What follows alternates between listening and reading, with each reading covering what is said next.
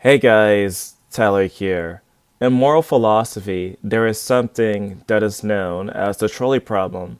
Now, imagine you're in San Francisco and you have the option to pull the lever for the tracks. Now, on one side, we have somebody that is actually tied down on the tracks, and of course, that person is just one single person.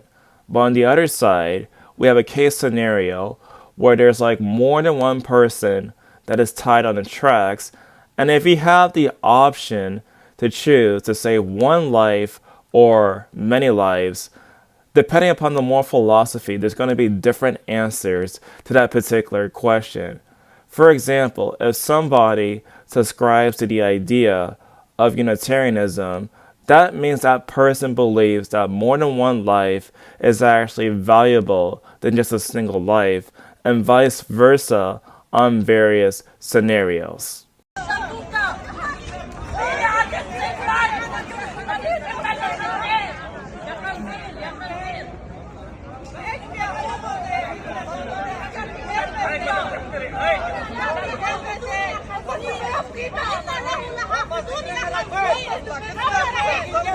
As you guys saw, an individual decided to burn the Quran on camera.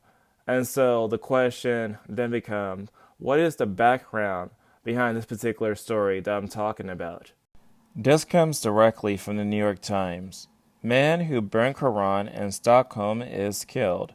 The action by Salwan, Momika, an Iraqi immigrant, set off protests across the Muslim world in 2023. He had received death threats, his lawyer said. It continues to say that Salwan Momika, an Iraqi immigrant who set off protests in Sweden and several Muslim countries where he burned a Quran in Stockholm in 2023, has been killed, according to the Swedish prosecution authorities said Thursday morning. The police said that they had arrested 5 people and that a murder investigation has been launched. What is so incredibly sad to me is the fact that this particular individual actually knew prior to his death that he was in fact going to die.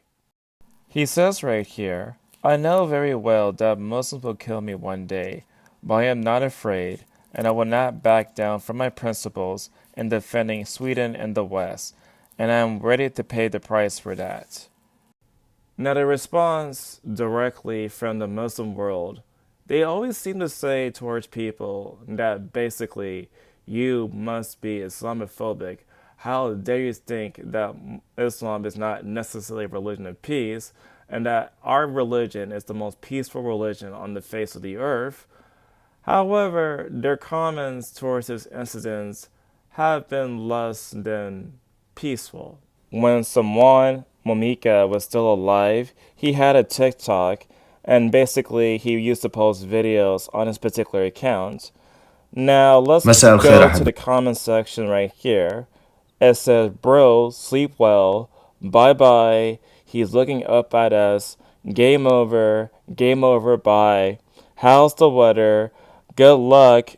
Good game. Go, go. Game over. Good night. Bye bye. Sleep well. Sleep dreams. I hope you're alright. Good night. Bye bye. Sleep bye. Good night. Bye bye. And so on and so forth. This comment states, some of you may disagree, but the public desecration of any holy book should be viewed as a hate crime, and the offender should face consequences.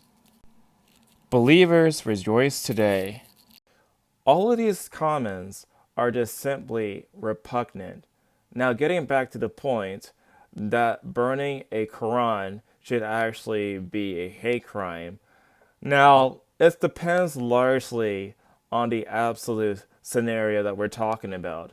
If we're talking about a particular scenario and where somebody burns the Quran out of protest, that itself is actually protected speech because underneath the ideas of property rights, a person through public transaction can actually purchase whatever kind of book that they want to.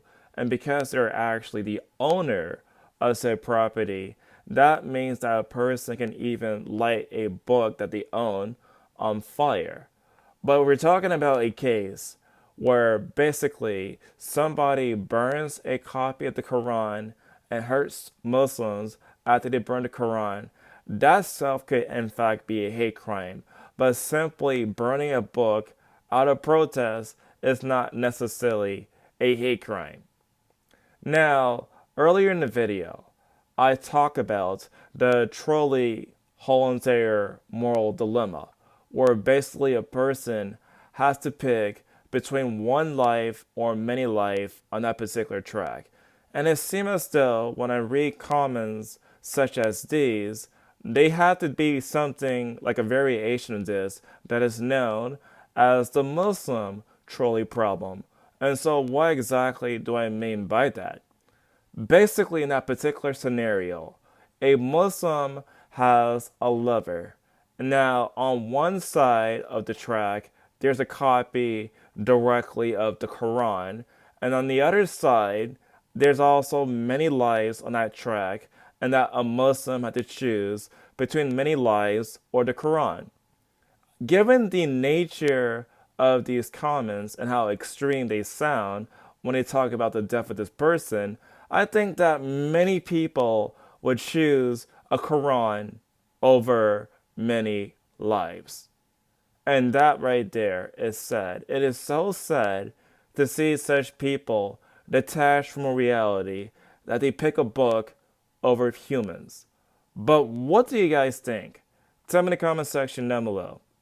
And as always, I'll see you guys in the next video.